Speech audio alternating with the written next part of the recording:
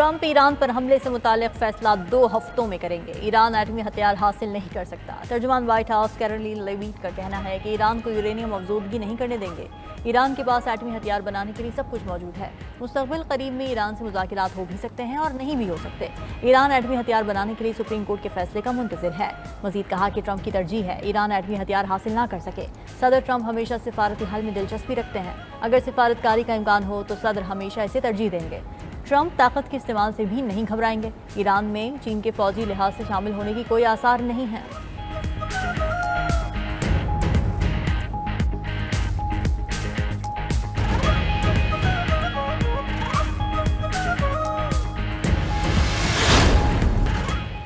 Iran पर हमले की कोई मंजूरी नहीं दी। अमेरिकी सदर ट्रंप ने अमेरिकी अखबार की खबर की तरदीद कर दी। ट्रंप ने सोशल मीडिया पोस्ट में लिखा कि अमेरिकी अखबार को नहीं पता मैं ईरान के बारे में क्या सोच रहा हूं। ब्लूमबर्ग और वॉल स्ट्रीट जर्नल ने अपनी रिपोर्ट्स में दावा किया था कि अमेरिकी सदर ने ईरान पर हमले के मंसूबे की मंजूरी दे दी। अमेरिकी सदर का कहना है ईरान से अब भी डील हो सकती है। ईरान के साथ मुज़ाकरात का दरवाजा बंद नहीं किया। दूसरी तरफ अमेरिका ने तीसरा जंगी बहरी जहाज अरब समंदर में भेज दिया। 40,000 अमेरिकी फौजी मशरक़ वस्ता में मौजूद हैं। अमेरिकी अखबार न्यूयॉर्क टाइम्स का कहना है अमेरिका ने ईरान पर हमला किया तो नाकाबिले पेश कोई नताज होंगे। अमेरिका ईरान की फर्दो एटमी तनसीब को निशाना बना सकता है। इसके लिए 30,000 पाउंड वजनी बम इस्तेमाल करना पड़ेगा। फर्दो एटमी तनसीब पर हमले से जंग का दायरा फैलने का खतरा है।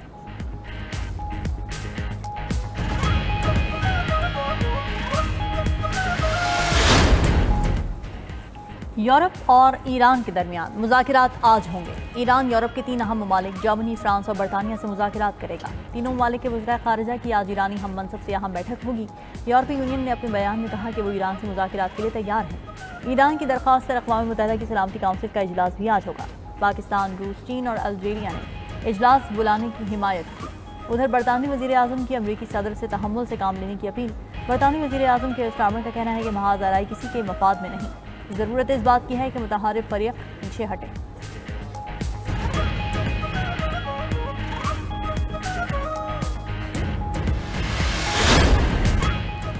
ईरान का इसराइल पर खतरनाक सजील मिसाइलों से हमला। सजील मिसाइल 2000 किलोमीटर तक मार कर सकता है। इसराइली दारुल हुकूमत तल अबीब समेत कम अज कम 6 मकामात पर नुकसान।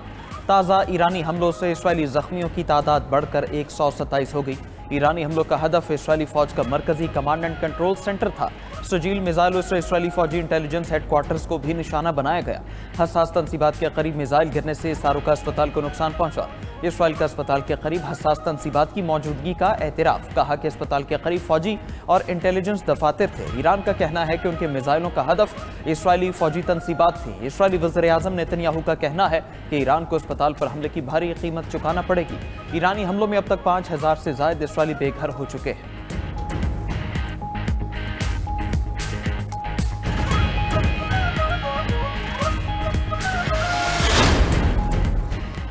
इजराइल के ईरानी एटमी तनसीबात पर हमले नतूज में एटमी हथियारों के मरकज को दोबारा निशाना बनाया। इजराइल का ईरान के इराक हैवी वाटर एटमी रिएक्टर पर भी हमला।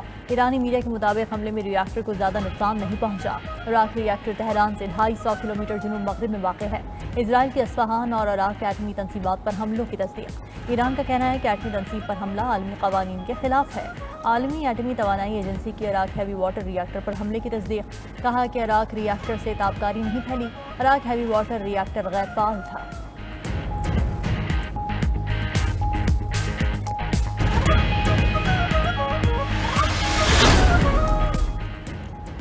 इसराइल का अमेरिका से मदद मांगना कमजोरी की अलामत है। अगर दुश्मन को यह महसूस हुआ कि आप उनसे डर रहे हैं तो वो आपको कभी नहीं छोड़ेगा।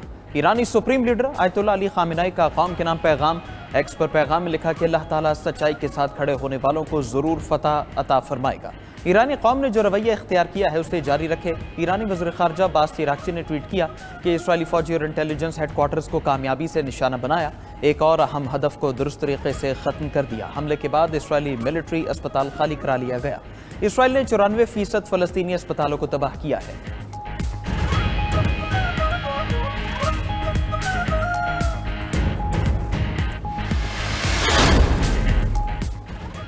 नहीं मालूम अब ईरान का इंतहाई अफजूदा यूरेनियम कहाँ है। ब्लूमबर्ग को इंटरव्यू में आलमी एटमी तवानाई एजेंसी के सरबराह राफेल ग्रॉसी ने कहा कि ईरान एटमी हथियार बनाने की कोशिश नहीं कर रहा था।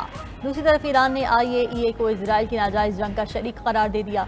ईरानी वजारत खारजा के तर्जुमान इस्माइल बकाई ने कहा कि मिस्टर ग्रॉसी अब बहुत देर हो चुकी है। IAEA की करारदाद ने इजरायली हमले को जवाब फराहम किया। मिस्टर ग्रॉसी गुमराहकुन बयानियों के संगीन नताइज होते हैं। आपने एटमी अदम फैलाव के निज़ाम से गद्दारी की। क्या आपको पता है जंग से कितने बेगुनाह ईरानी शहीद हो चुके हैं?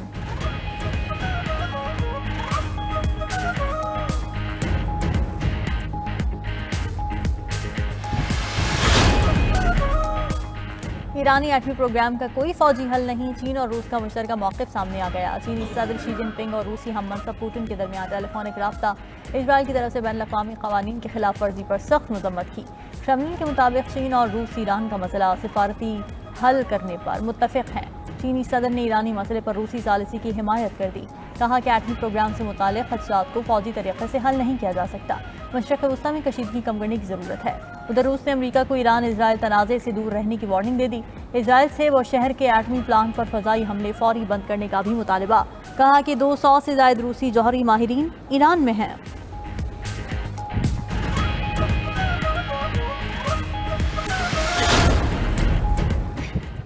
इसराइली वज़ीर दिफ़ा इजराइल कॉट्स ने ईरानी सुप्रीम लीडर के कत्ल की धमकी दे दी। कहा कि खामेनाई इसराइल को तबाह करने के मंसूबे बनाते रहे हैं, अब उन्हें जिंदा नहीं छोड़ा जा सकता। खामेनाई का खात्मा इसराइली जंगी हिकमत अमली का हिस्सा है। खामेनाई को अपने जराइम की कीमत चुकानी पड़ेगी। इससे पहले अमरीकी सदर कह चुके हैं कि खामेनाई आसान हदफ है। मालूम है ईरानी सुप्रीम लीडर कहाँ छुपे हैं, लेकिन उन्हें निशाना नहीं बनाया जाएगा।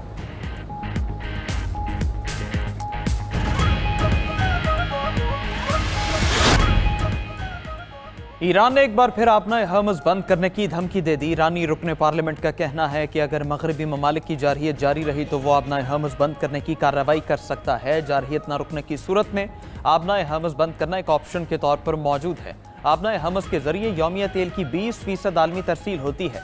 उधर ईरानी एटमी तनसीबात पर हमले के बाद तेल की कीमतों में इजाफा।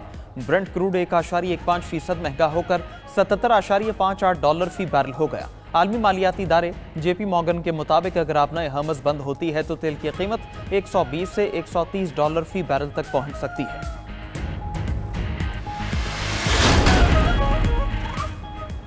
सदर ममलकत आसिफ अली जरदारी का नेवल हेडक्वार्टर्स का दौरा। सरबरा पाक बहरिया एडमिरल नवीद अशरफ ने सदर पाकिस्तान का इस्तकबाल किया। सदर आसिफ जरदारी ने यादगार शहदा पर फूलों की चादर चढ़ाई। नेवल चीफ ने सदर ममलकत को मैरीटाइम सिक्योरिटी सूरत हाल से आगाह किया। सदर ने भारतीय जारहियत के खिलाफ कामयाबी से दिफा पर पाक बहरिया को मुबारकबाद दी।